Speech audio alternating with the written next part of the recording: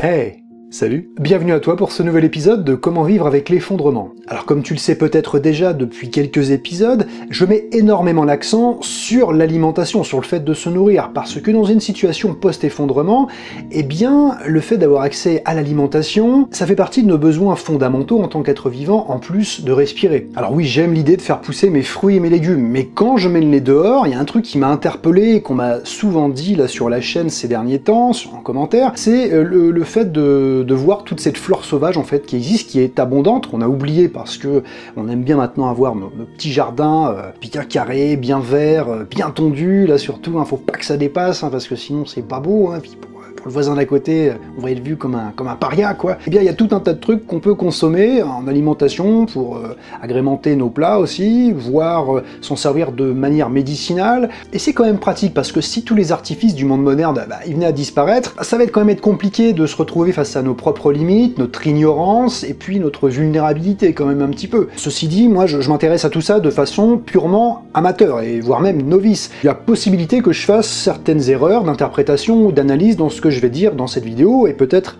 à l'avenir. Alors justement, s'il y a des personnes qui sont extrêmement compétentes dans le domaine de la botanique, et que je dis de grosses bêtises dans les quelques minutes qui vont venir sur certaines plantes et leur utilisation, n'hésitez pas à me le signaler dans les commentaires. De toute façon, ce que je vais préparer, ce que je vais vous présenter, je vais attendre un petit peu d'avoir l'aval des personnes qui seront, voilà, plus à même de répondre et puis de me corriger éventuellement pour le consommer ou l'utiliser, parce que je veux pas faire de bêtises et je veux pas influencer les gens. Bon, j'avoue, la dit comme ça, c'est pas très rassurant. Mais au cas où, vraiment, mea culpa.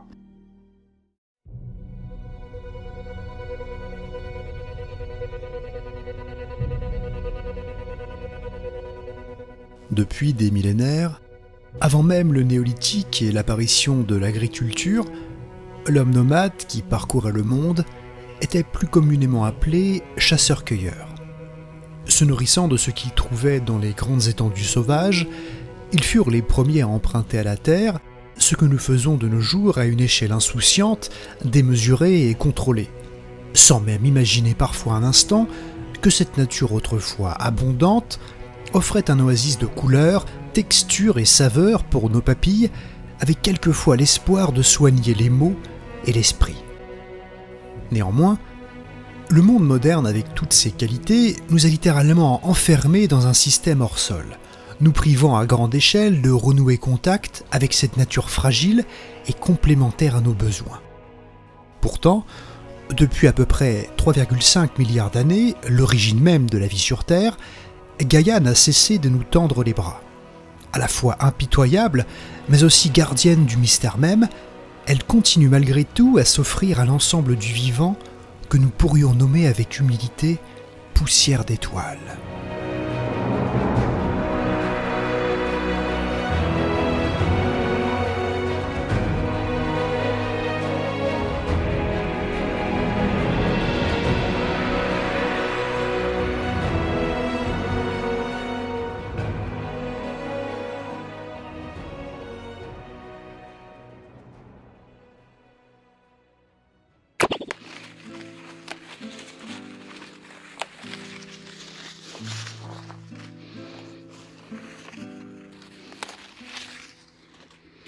Alors ce qu'il faut savoir avec le tilleul, c'est qu'en plus d'être un végétal, un arbre qui est très dense et qui protège du soleil en cas de forte chaleur, comme aujourd'hui, il va offrir un maximum de possibilités en cuisine, et ça c'est plutôt chouette. Alors ce tilleul est surtout connu pour ses feuilles et pour son utilisation en infusion, c'est-à-dire qu'elles vont avoir de multiples propriétés, notamment le fait de pouvoir calmer les angoisses, de permettre de corriger les insomnies, mais aussi les troubles digestifs, circulatoires et respiratoires.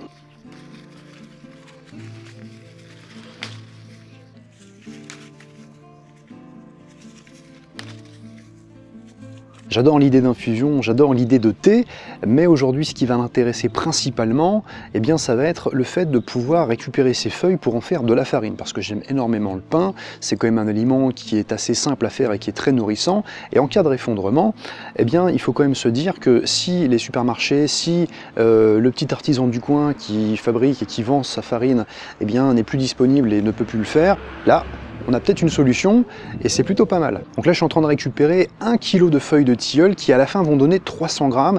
Donc c'est intéressant parce qu'en fait l'apport protéinique est très important avec le tilleul. On est à 28% à peu près, donc c'est énorme.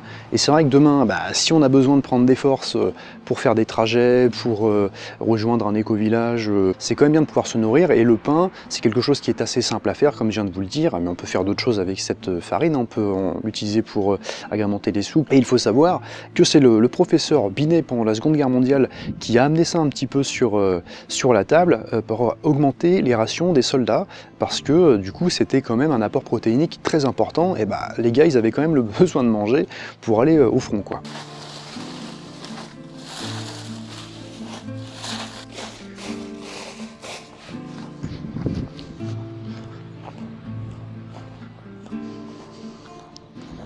Donc maintenant je vais vous parler d'une plante qui est un petit peu arrivée par hasard dans mon jardin et qui s'appelle l'Asclepias syriaca.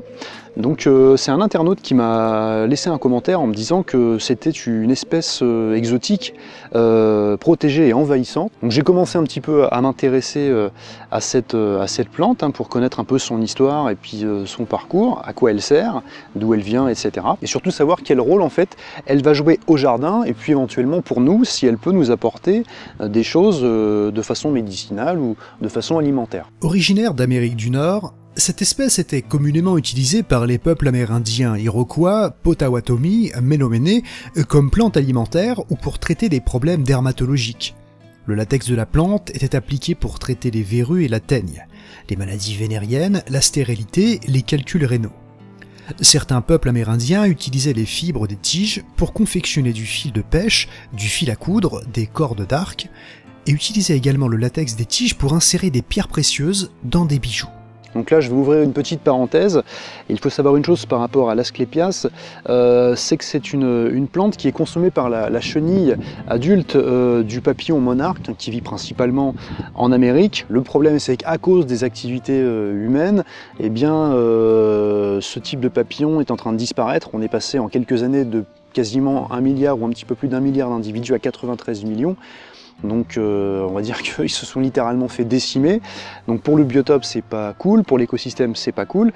Bon là nous on est ici en Europe, en France, donc des monarques il n'y en a pas beaucoup, mais j'espère malgré tout que, étant donné que ça pousse un petit peu et que c'est une plante qui est envahissante, un écosystème et tout un biotope va pouvoir se mettre en place autour de ces végétaux qui ont l'air d'être très résistants. Je sais que j'ai déjà vu pas mal de coccinelles tourner autour, donc c'est plutôt chouette parce que les orties que j'ai ramassées sont en train de mourir, mais le système racinaire va peut-être permettre de refaire sortir d'autres et puis de faire vivre en fait tout le biotope qui est en train de se mettre en place.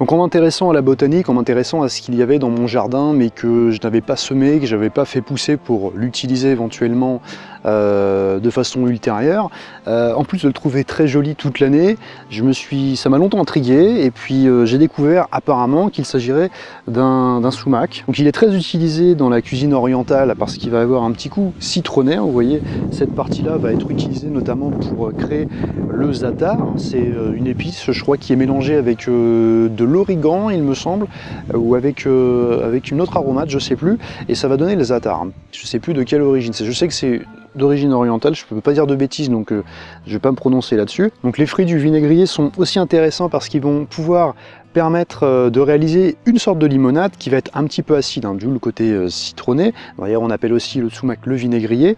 À la fin, cette limonade va être riche en vitamine C et en tanins, et pour la préparer, on peut le faire soit en laissant macérer la partie rouge qu'il y a là, soit par décoction. Donc les baies séchées et réduites en poudre sont aussi intéressantes parce qu'elles peuvent servir de dentifrice, mais aussi pour soigner les conjonctivites. Donc ça c'est pas mal, surtout pour le dentifrice, parce que si demain on ne peut plus utiliser soit les dentifrices de supermarché, soit le dentifrice plutôt bio en poudre qu'on peut acheter sur internet ou en magasin bio, eh bien ça peut être une bonne alternative parce que l'hygiène des dents c'est quand même pas mal de nos jours. Donc malgré le fait que ce soit un très joli végétal qui propose des vertus, comment dire, thérapeutiques, culinaires et puis aussi hygiéniques, il va falloir s'en méfier, notamment les feuilles et le latex, la sève, puisqu'elles sont toxiques, elles peuvent provoquer de graves dermites chez nous.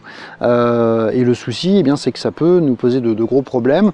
Et même les petites grappes que vous voyez derrière moi et les fruits, il va falloir éviter d'en consommer en trop grande quantité. Il va falloir doser parce que notre corps, en plus de nos jours, on n'est plus trop habitué à consommer des aliments qui proviennent de la terre, directement de la terre. Donc si c'est mal dosé, ça peut avoir des conséquences un petit peu néfastes pour notre organisme.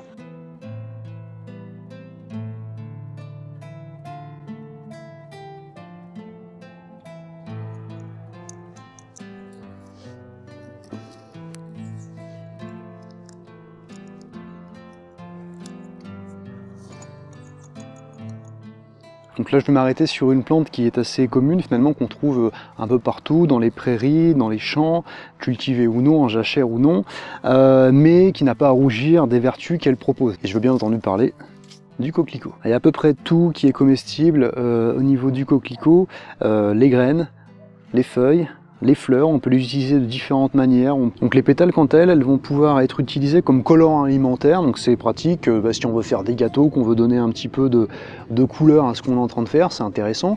Donc les graines de coquelicot sont intéressantes parce qu'on va pouvoir les utiliser en alimentation, notamment pour décorer un pain, comme on le fait avec les grains de sésame ou les graines de chia. Mais on va pouvoir aussi en tirer un avantage certain en créant une huile qui va s'appeler l'huile d'œillette ou l'huile de graines de pavot. Et cette huile, elle va avoir des utilisations différentes. Soit on va pouvoir s'en servir comme huile de massage, soit on va s'en servir comme démaquillant ou comme huile de soin, car elle va avoir des propriétés émollientes, adoucissantes, cicatrisantes, et elle va permettre à la peau de se régénérer plus facilement.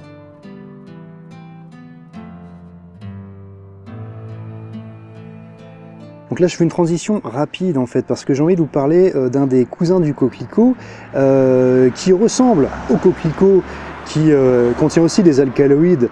C'est le pavot de Californie, l'Escoldia californica, qui est très intéressante. Elle va avoir d'autres propriétés, un autre rôle, puisqu'elle va plus jouer un rôle finalement médicinal cette fois-ci. Autant le coquelicot on s'en sert beaucoup en cuisine, autant là, le pavot de Californie qui est dans mon jardin, là je l'ai laissé pousser de façon un petit peu anarchique et puis totalement désordonnée dans ma cour, juste à côté de la rue, parce que je vais en récupérer un maximum de graines pour le mettre au jardin de l'autre côté, pour le biotope.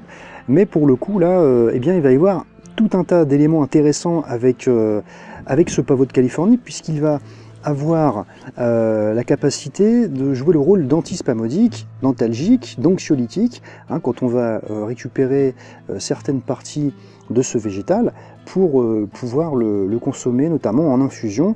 Donc c'est parfait le soir, si on a besoin de s'endormir, grâce aux alcaloïdes, on va pouvoir l'utiliser et ça devrait nous détendre, surtout si on a des problèmes d'insomnie, ça peut être parfait.